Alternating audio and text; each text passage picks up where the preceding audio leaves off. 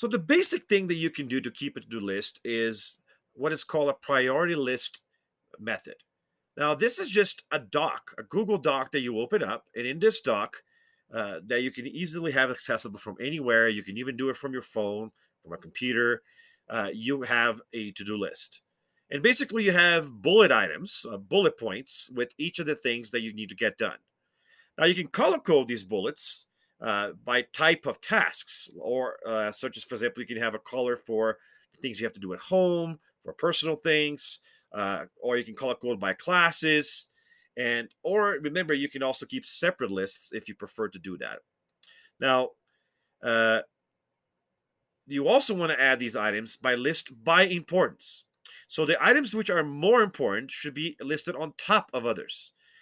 And important items are those, remember, are those that make a big difference for your life and are aligned with your academic and professional success goals, right? And just remember, though, that as you add each item to the list, ask yourself how it compares to other items already in the list and rank the importance of the items accordingly by placing the ones which are more important near the top of the list.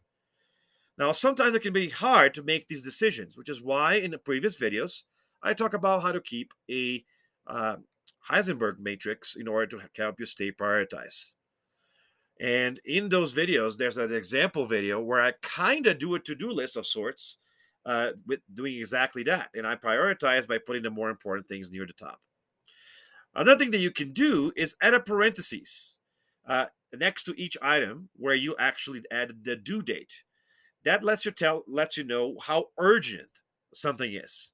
And for things where the due date is approaching soon, whether or not they are important, you can put those in bold. So you can bold urgent things, which are things that the deadline is about to approach. Now, when you're deciding importance and urgency, remember that to balance what is important and urgent uh, to you with the demands of others, right? If you always do things which are important to other people, you may get success and recognition, but you might not feel fulfilled. So, to remind you of this, one thing that you can do also is italicize items that have personal significance to you. So, that would be among the things that you consider important, the things that actually matter to you, that you actually like, right? Last but not least, if there's some things that you would like to get done today, and I usually have one, two, or three priority things that I try to get done every day. So my to do list might have 20 items in it, but I'm not going to try to tackle them all necessarily in a day. But the ones which are like, these I have to do before I go to sleep today, this is my goal for today, I underline those.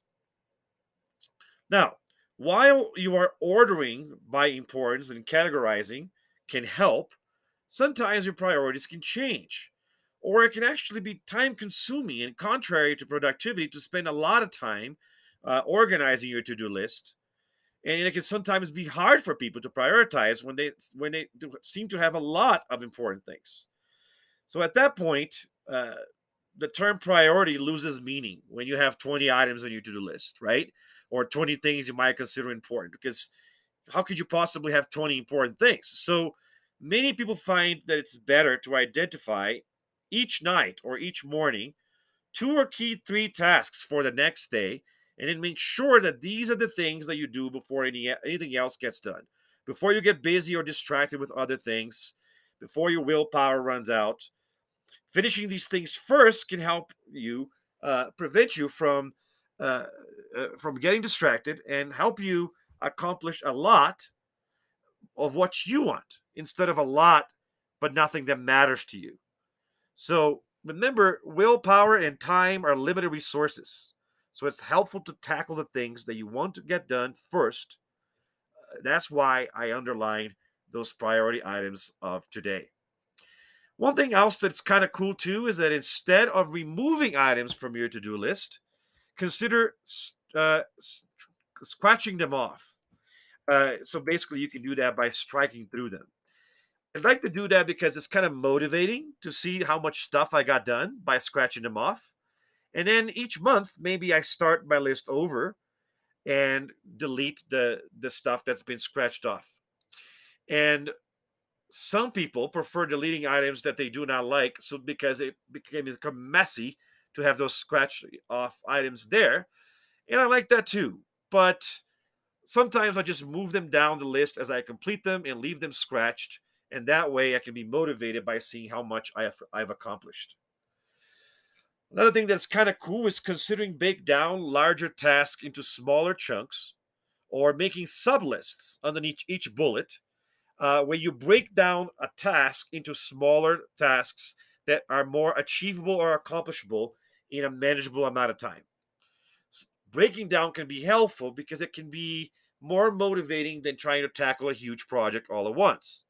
This helps you focus on one step at a time, and it helps you uh, create new deadlines that are more manageable, and that also prevents procrastination. Because when you have a huge, big project and you don't realize how many steps you're going to need to do it, you might end up leaving it for too late and not manage that project appropriately. So, as a rule, what I try to do is each bullet on my to-do list is something that takes a maximum of 2 hours to do, and I try to keep it at 30 minutes actually.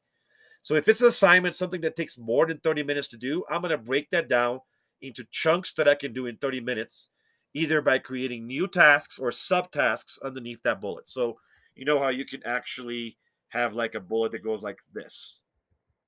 You can also organize your list in separate sections, each following the rules above.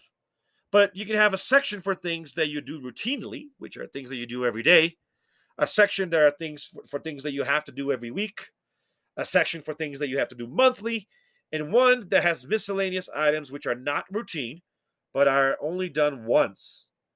This one would be the closest to an active to do list, and perhaps the most important thing that you need to look at that is not routine.